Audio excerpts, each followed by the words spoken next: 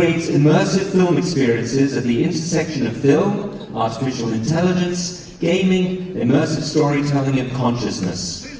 Please welcome filmmaker Karen Palmer. This is an emergency broadcast transmission. This is not a test. This is an emergency broadcast transmission.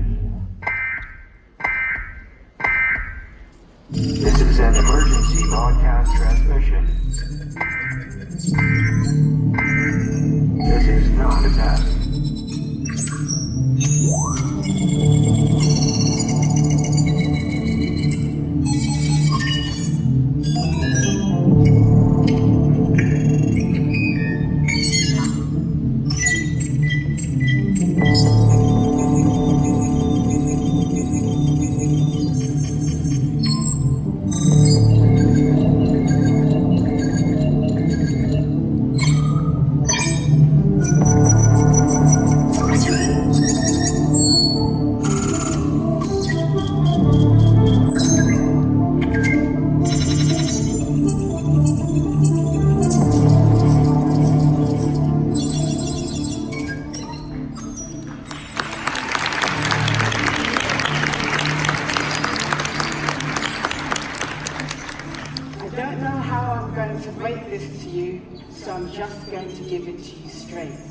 I'm going to tell you a story.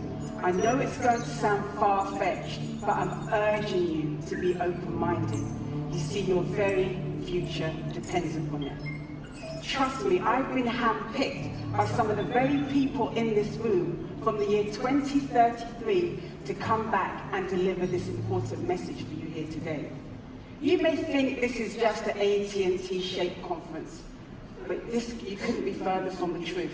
This whole event has been constructed and orchestrated for me to deliver this important message here today to 9, 10, 11, 12, 13 people in the audience, as this talk is going to trigger your consciousness and it's going to make your work go to a whole new level. Oh, I have to apologize, you have to forgive me. I haven't even introduced myself properly. My name is Karen Palmer and I'm the storyteller from the future, and I've come back to enable you to survive what is to come through the power of storytelling. I create immersive documentaries from the future for you to experience today. The first in this phase is an experience called Riot, the film that watches you back using artificial intelligence and facial recognition. Before I go any further, I'm kind of getting the vibe that everybody in this room is taking my word for the fact that I'm from the future. So what I'm going to do is something highly dangerous that has very big consequences. I'm going to break rule number 7,682 billion CX1, and I'm going to tell you something from the future I could not possibly know unless I'm from there. It's going to sound so fantastical at the same time, highly plausible, and you're going to know it's the truth. So in the time that you currently live, you control every single aspect of society through technology. In the time where I come from, technology controls every single aspect of our reality. So you see, when it comes to something like your driverless cars or autonomous cars, your main concern at this moment in time is safety. Oh my God, you're so naive. In the time where I come from, the only focus you see is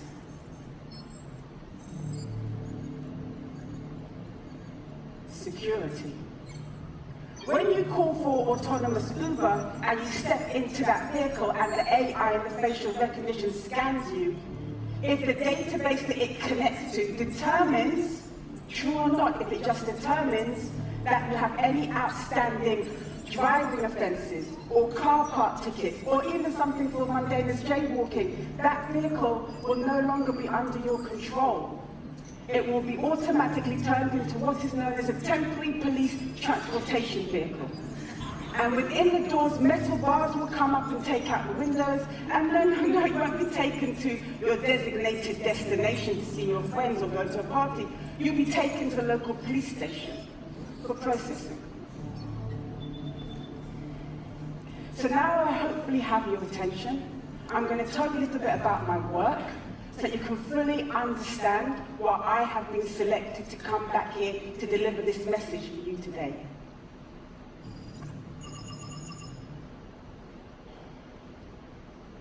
What we're going to do, we're going to start at the beginning. 3, 2, 1.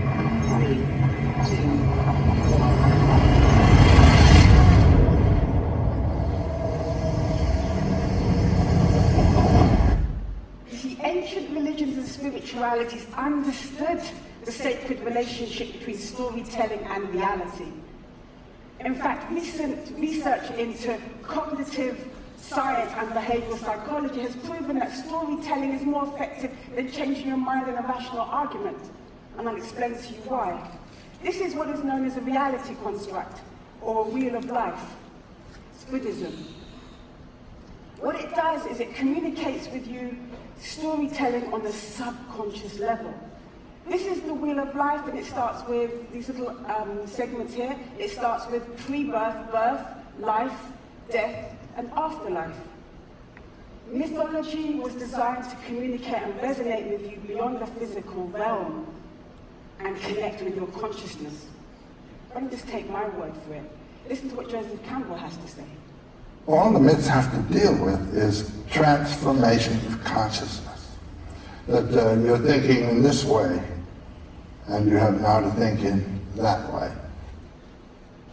So, what happens when a culture and a society loses that connection with mythology and that sense of storytelling that can connect with your consciousness? Let's travel back to your present, shall we?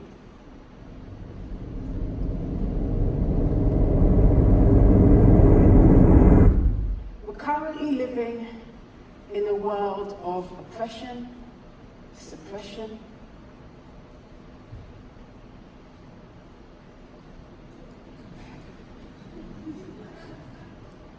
it's different countries, but the narrative is still the same. When your stories don't reflect back a sense of consciousness, and your social media networks have designed to maintain your interest in antagonizing you, because that maintains more of a stronger interest and screen time. So this is why I created Riot. Riot is an emotionally responsive film that watches you as you watch it. The narrative branches in real time, depending on your emotion. So if you're calm, the narrative will branch in one direction, and if you're fearful, it will branch in another. I'm just going to talk you through the user experience. Before you go into the Riot installation, you're met with a Riot cop, a real person dressed in a Riot uniform. This person will start to prime you by asking certain questions. He will just ask, are you here for Riot? You probably answer yes. He'll ask then, have you got any weapons on you? You'll probably say no, hopefully. Then he'll say, have you got anything that can be used as a weapon? That's when people start to become a bit more engaged. People in the past have, if I'm at a conference, they've got a glass, they may say my glass. If they have their phone, then that can be weaponized, they may say my mobile. And I had one lady said her mind. Strongest weapon of all. Then you step into the reality construct, where it's got you see the film, it's projected and it's watching you, and the webcam there is monitoring your emotions. You're surrounded by light, haze, the scent of being in a riot, and you have debris from a riot all around you, the dustbin there. It's like the film has spilled out of the screen. And it's the ultimate gaming interface. You don't need your fingers, it's just your emotions. What I'm going to play you now is an extract from the film at the first level, and then you're going to see the 3 potential different narratives you can have, but you only have one. And you're going to see afterwards the 3 people commenting on their narratives. Wake up! Wake up! Leave immediately! I said, leave immediately!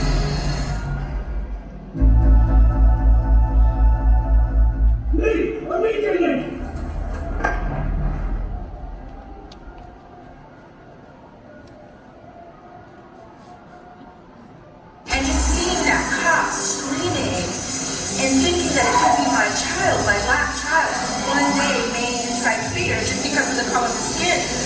probably so angry, I guess it just registered.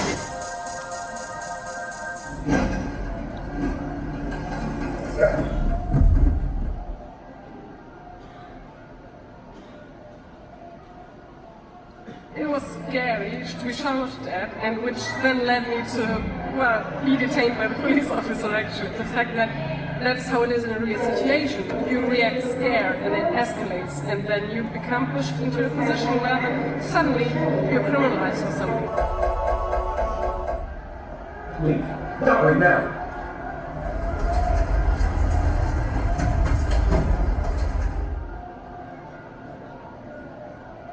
In any situation, I normally stay calm, so even though there were distractions and things, but for me, my instinct is to go calmer and breathe and calm myself down.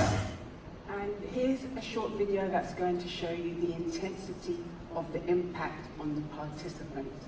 Because these experiences using storytelling and tech are affecting people on a whole new neurological level, and it's creating a huge emotional reaction. Let me tell you why this is so great. This is just one room. It's less than 100 square feet. Yet we're able to use sensory, video, lights, the smells, the textures of this on the ground. It all brings you to the world, and you're completely immersed. Even though we're not in a riot. You're in a riot right here. Not a riot, in a riot. Riot oftentimes is instructed to the people who are fighting for justice. Because we were allowed to only do these things inside our own communities and versus the world. Your hands started going in and out like this, and then your chest puffed up. Then the back of your neck just flickered. In machine mode, I will do anything to achieve my mission and protect my people. Okay, then why don't I see what's right, then I can always come back for a second. Yeah. I mean, either way. So I factor in an emotional decompression component to all my artificial intelligence or storytelling and tech experiences. And I fortunate enough to show Riot all around the world, and I was showing it at the Armory Arts Week. And a lady, she did the experience, and she couldn't get past the first level because you have to be calm. And she got fear. And I said to her, first of all, was that accurate? Because often AI isn't always accurate. And mine has got a very high percentage, 80%, which is really high. So she said to me, yes, she felt scared, and she felt she was making herself smaller, which is a classic thing if you watch wildlife documentaries, and if a creature is under attack by a predator, it will make itself smaller. And I said to her, would you like to have another go? Because now you're conscious of your subconscious behavior. You can try to manifest a different emotion, focus on your breathing, try and relax. You can, in essence, reprogram your brain. She said she wants to reprogram her brain, but she didn't want another go. I was like, whoa, that's interesting. Why do you want to reprogram your brain? And she said, well, I'll never see you again, so I just tell you. I'm in AA, Alcoholics Anonymous, and I'm looking at what's triggering my addictions. So we spoke for another 10 minutes, and then she said, you know what, I am going to have another go. So she went through the Riot installation again. She got past the first level calm, but when she went to the next level, she got fear, so the narrative came to an end. And I said to her, was that accurate? She said yes. That now she was conscious of the fact that she was making herself smaller, she was pushing past that feeling, but it was like a muscle that she never used before, so she wasn't able to maintain it. But now she was aware of it. I said to her, is this something you could use in your daily life? She said yes, she thought she could. Which is one of the many reasons why I make this experience, that I want people to become aware of their subconscious behavior and build new neurological pathways in their brain. Why I make this experience is that I used to work in the music industry, and I used to direct music videos and TV commercials. And I became aware of just the power of linear film. I kind of saw it that film was projecting onto people, viewers. We were like the receiver of a message or an identity that we were kind of absorbing. And I felt I wanted to change that dynamic. If anything, I wanted to create more of a feedback loop so that the media could reflect who we are and empower us in some way. I wasn't exactly sure how. This was like 12, 13, 14 years ago, but I wanted to find a way to empower viewers and participants through art and tech experiences. At the same time, I was doing parkour. Do you guys know what parkour is? Oh, you guys are so cool here in LA. So parkour.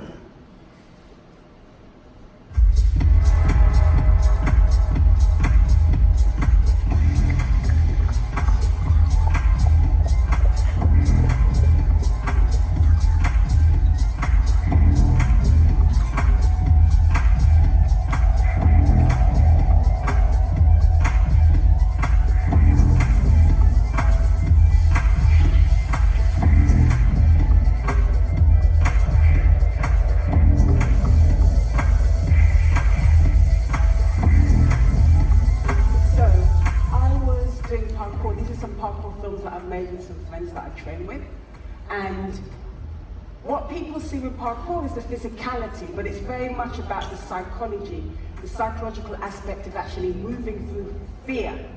We learn how to master our mind through our physicality.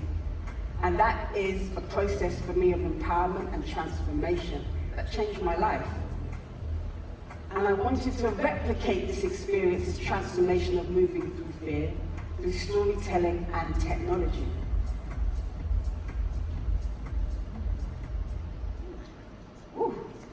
That's why I created Riot.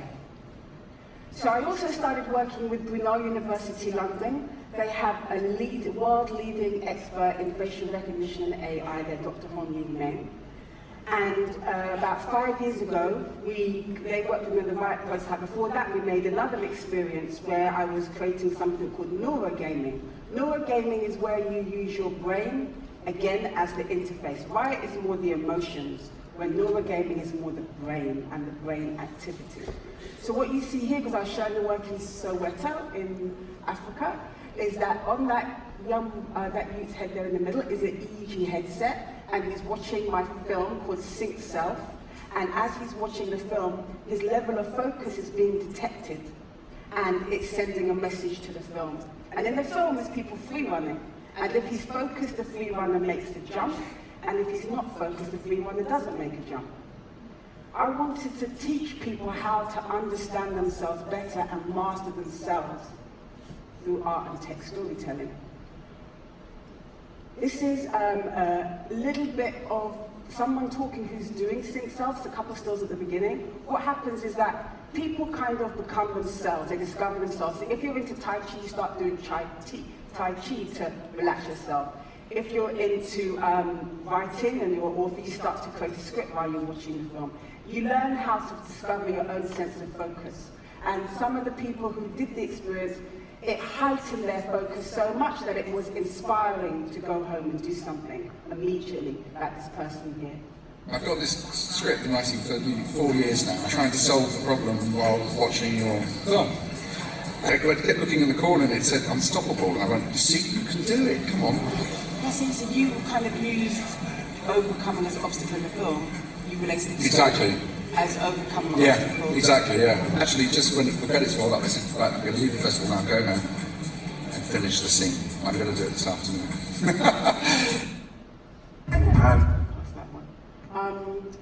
So what Riot was doing is that my films are doing, and Riot and Sync Self, is that I'm making people the projector of their reality onto the film as opposed to a receiver.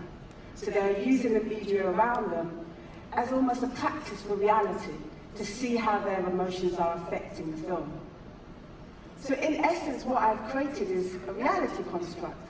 And what I'm trying to show people in the experience is that the same way that your emotion affects the narrative of the film, that your emotions affect the narrative of your life.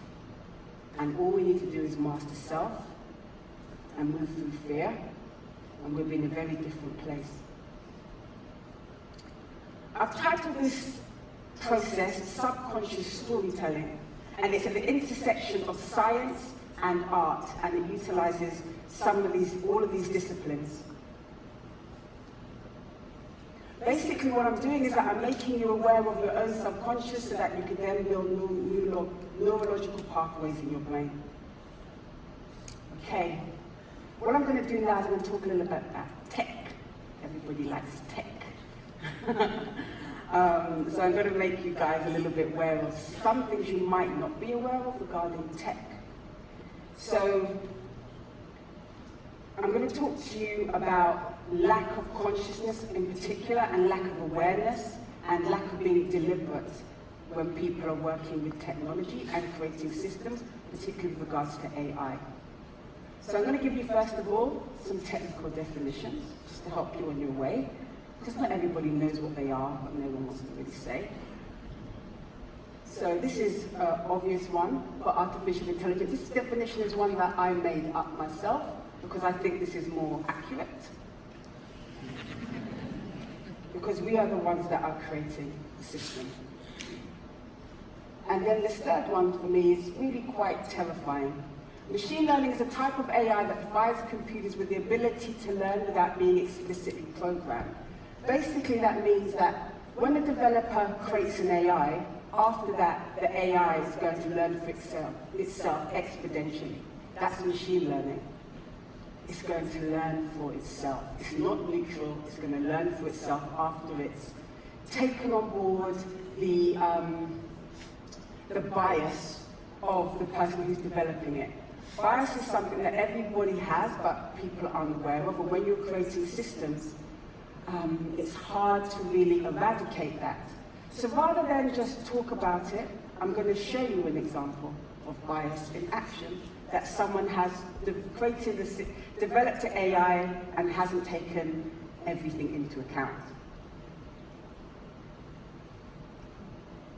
Just before we do that, this is just a comment from someone at AI Google who's talking about the importance and real danger of bias. All right, so watch this.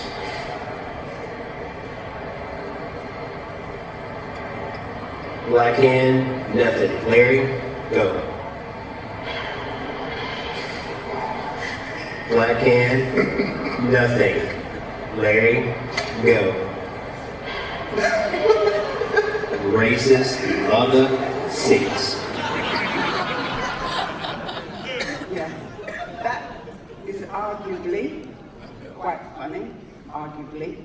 Because what's the worst that can happen? Maybe you don't get to wash your hands. I actually showed this recently in London, and a young lady said to me, that's why when I go to the big shopping mall at Westwood, I have to put a white napkin underneath it for it to work. She didn't realise, and then she did.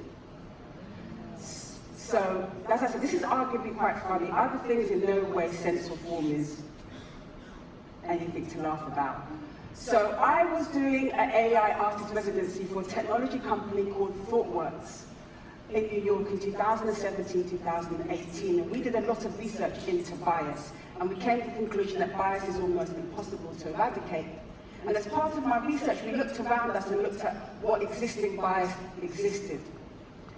There's a system that's called the compass system, which is used within the criminal justice system, which has been proven to be biased against people of color and black people, meaning that it's predictive policing, and when a judge is sentencing someone, they'll use the AI to help them determine the length of the person, and it is giving people of color and black people longer prison sentences.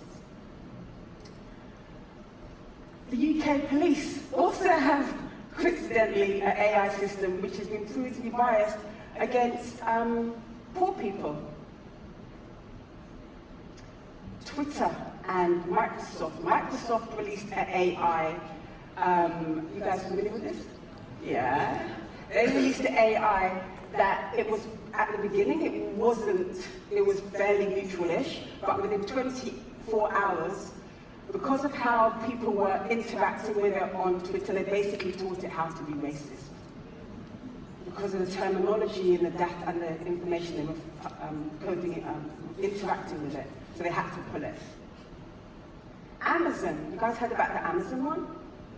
Okay, so Amazon had a recruitment software that wasn't making the final decisions, but was recommending to decision makers who should be employed and who shouldn't. It took them 2 years to figure out that it wasn't recruiting any women. because it was biased against women. And this is why it was biased against women. And I need to explain so you can understand, so you can talk to people when you leave here. What it was doing is that it was the data it was using, that it was labeling as the optimum candidate, the perfect candidate.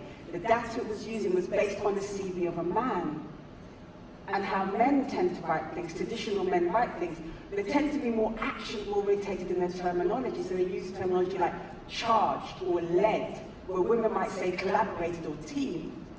So that was the data it used in the system for the perfect candidate, and that's why it was only recruiting men for 2 years. So, that's why when I was at my AI artist residency in New York, it was imperative for us to create our own data. And when you're creating data, it's part of it, it's called a data set. And then you label it, and when you label it, and the components you create are called a neural net. It was very important for us to physically, practically create these systems that we could have an understanding, so it wasn't purely theoretical, and have a real full understanding of bias, and if it's ever possible, something which could be neutral. And we came to the conclusion it really wasn't. It was almost virtually impossible to be neutral. I'm going to show you a very short snippet of a film that we made about creating a neural net. I'm Angelica Perez, and I'm the lead developer on Riot in the arts residency for ThoughtWorks. We are creating a facial expression data set to create a neural net that can predict facial expression emotion. A data set is a collection of data samples that come with classifications. A neural net is a computer algorithm modeled after the connections in the human brain, and a neural net learns how to perform a task by analyzing. I'm going to talk to you about a little bit about democratizing AI. So, technology such as the email and the internet was with the government and the military for decades before it came to us, the people. I feel it's imperative for this technology to be democratized, so that it's something that we can have access to. We can create our own systems. So with the Riot system that I created, I had the Riot film, and on the back end I had the AI. I took off the Riot film and I made myself and my team made the AI accessible, so that everybody could access it and use it and share it free, open source. What it is that we want people to define ways that they would want to use this and discern what that would be. So this is the link to the software, so that if you wanted to access it and use it, you can. I was in a meeting in New York at a place called the People's Forum, and I was talking to a lady about this, and she said, oh, we could use it how the judge uses it with the compass system, but the opposite. We weren't programming what is the likelihood of the person who is going to be offended. We could use it to program in the likelihood of the person not re-offending, if they were to have a support network, if they were to have a job, if they were to have a home. So it's up to us as a community to use this software for our own use. I'm going to talk to you a little bit about perception now. I also work with the NYU Behavioral Psychology Department at Emily Blaquette, because I'm doing work into perception. You see, how you interact with the world is more based upon perception and actual facts and information. And I think it's very important for us to have a much more a collective sense of understanding. And that's not going to come through information, that's going to come through perception. So with the SPAM department at NYU, their focus is very much on how your perception of reality is influenced by your emotions, your goals, and your background, and how that influences the information that comes to you. So I'm going to give you an example of the type of work we're doing as an extension of the subconscious storytelling. We can look at how somebody looks at a screen and where their eye tracking looks on the screen, and we can determine if they're racist or not, if they're biased or not. I'm going to tell you how. When we show in her lab, she shows people footage of police brutality. If the person is empathetic with the person being brutalized, their eye tracking will go to the person at the bottom of the screen, and they will go, oh, it will be like, this is really like, oh, they can feel what's happening. If the person, however, is more empathetic with the cop, their eye tracking will go to that part of the screen. That's why people literally are looking at two different things where they're coming up with two different perceptions. So my work with her is to say, if I can in some way influence someone's eye tracking, could I then influence their perception of reality? And Emily said, yes, we could. So that's part of my next stage of research in terms of perception. This is all going to feed into the project which I currently have in development, consensus gentium, which basically means if everyone agrees it must be true. This consensus gentium is going to be a world based in the future,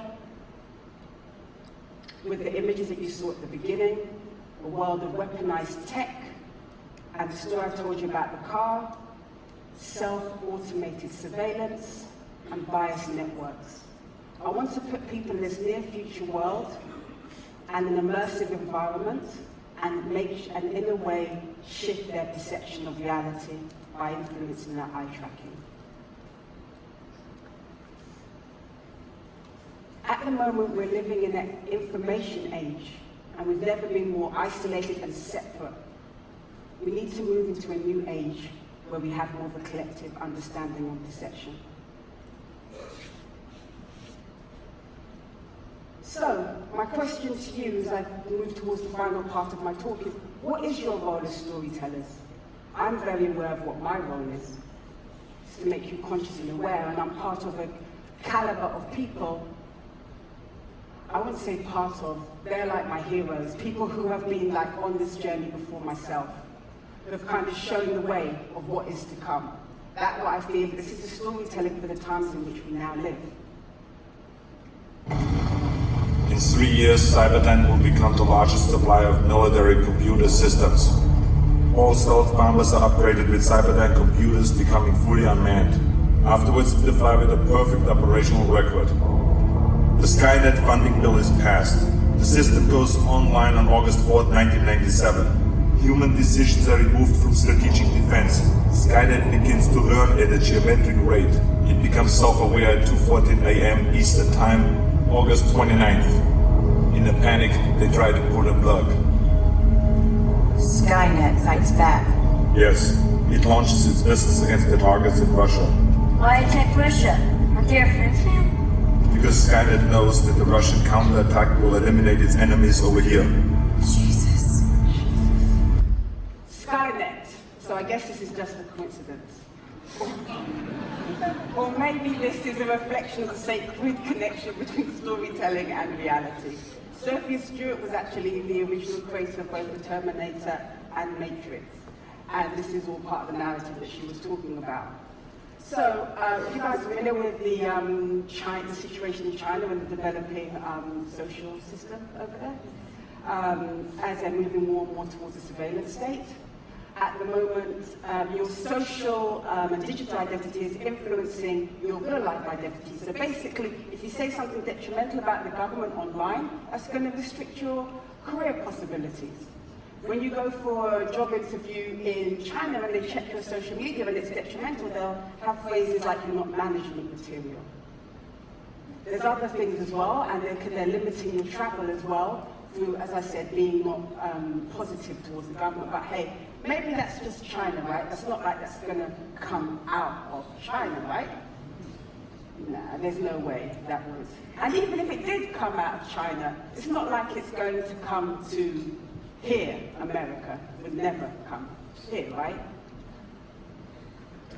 And even if it came out to here, it would never come to London. London's really cool.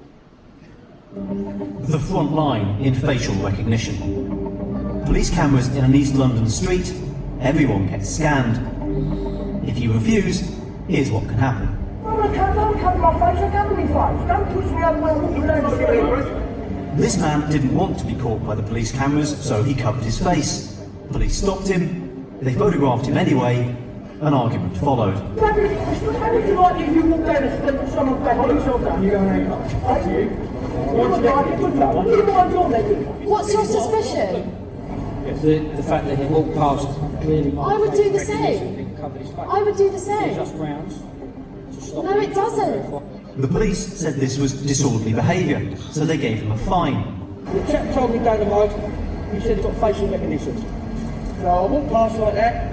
It's a cold day as well. Since I've done that, the police officers asked me to come to him, so I've got my back up. I said to him, off basically. I said, I don't want my face showing on anything. If I want to cover my face, I'll cover my face. It's not for them to tell me not to cover my face. I've got a now £90 fine. There you go, look at that. Thanks, Lex, £90. Well done. So that's disorderly conduct if you cover your face from facial recognition. You see, there's no regulations for these things, so they're making them up as they go along. Data in the future, I'm not going to touch on data too much, I can do a whole talk on data, but data is going to be very important in the future. So, I'm going to talk to you now. I've spoken to you about your present. I'm going to give you a little insight into your future world.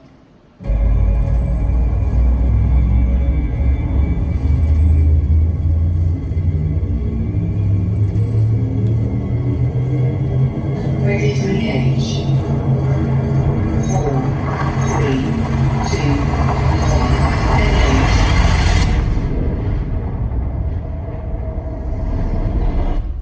Okay, so 2020, the Chinese social credit system is launched officially online. This invisible force of surveillance state is finally here, 1984. Mental health issues going through the roof. Suicide rates go up 800%. Schizophrenia goes up 1,000%. As things are really, but the economy is good and people are staying in line. So governments reach out to China, well, they've already reached out to China, but they start to implement the continuation of the implementation of this software on the global scale. This is a video from our artist Kechi Matsuda. He's basically got it fairly accurate to how, as we have a surveillance state, we have this super seductive kind of immersion. I call it total immersion, where we're being completely like digitally surrounded and we're no longer separate to our digital identity.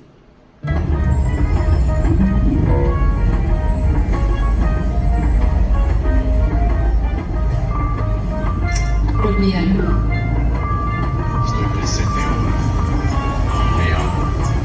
Estoy libre de mi ira. Estoy libre de mi tristeza. Me da fuerza.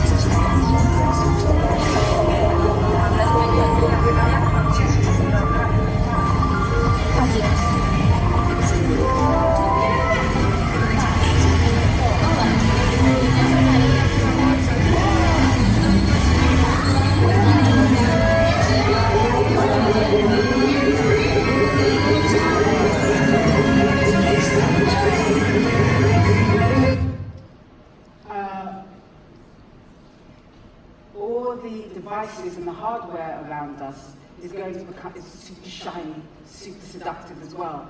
But we're going to be living in a time of auto self-surveillance. The same way that when you're just talking about maybe going on holiday to Tunisia, and then you go onto the computer and there's adverts for Tunisia, even though you didn't type anything, but you had your iPhone or your phone near you at the time. These things are happening around us all the time. We're going to be moving into a world where that's just everywhere. And because we're going to be so seduced, like this will be the driverless Uber car, that we'll be so seduced by all these nice things and we won't be in control of what the social media is saying because it's so filtered.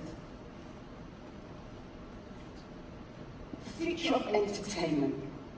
I'll tell you a little bit about that before I finish the talk. So, 2020, I'm going to release Consensus Gentium. Consensus Gentium is going to be the immersive experience, the documentary from the future. I'm going to be using the same technology which is going to be used to surveil us and imprison us in the future to make you aware of how it's going to work for an immersive experience. Artificial intelligence, facial recognition, and AI. You're going to be inside the world of weaponized tech, auto-surveillance, and biased networks, and you're going to see if you like it. And if you don't like it, at least you'll be aware of it. And if you're aware of it, maybe you could do something about it. That consensus gentium is going to be part, if not give birth to a movement of perception, of people using media more consciously, more deliberately, and more aware, particularly storytelling and technology, which is affecting people on a whole new neurological level. We're going to move from the information age to an age of perception. We're also going to be moving into an age of total immersion, like I showed you in the video. Basically, media is going to fall into, there'll be a grey area in the middle, but two main areas. One of empowerment and one where people will disappear. So maybe if you're not, if you're insecure or if you're not socially mobile or just right, you might just want to stay in that world all the time. And there'll be economies in these immersive realities. There'll be jobs, there'll be lives. People can stay in there and live in there. And there'll be other people like me who'll be using immersive media and technology and storytelling to empower people. So when you step into these realities, you come out and you're informed and you're aware.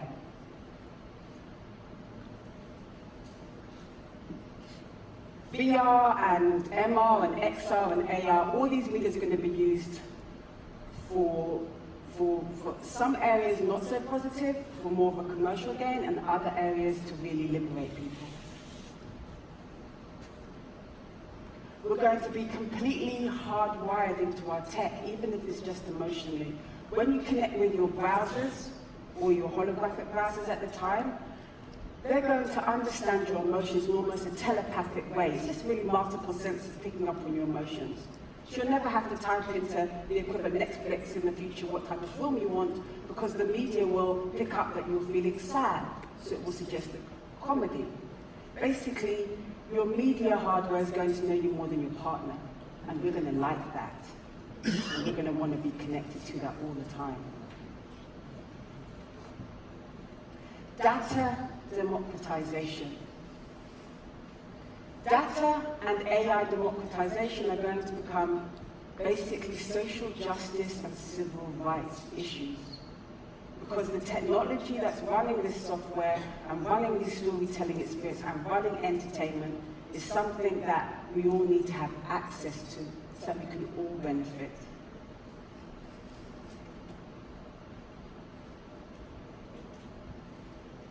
The stories of my childhood have influenced the world that we live in today. That's why it's called programming. In your time, you immerse people in the future of my time in the world that you didn't even take time to consider what you were immersing them in. You are the creators of your own reality through the stories that you tell each other and yourselves and the technology that you create. You asked me to come back so that I could make you conscious of and aware of the type of things and experiences that you are creating before it's too late, because your future needs you today. Thank you.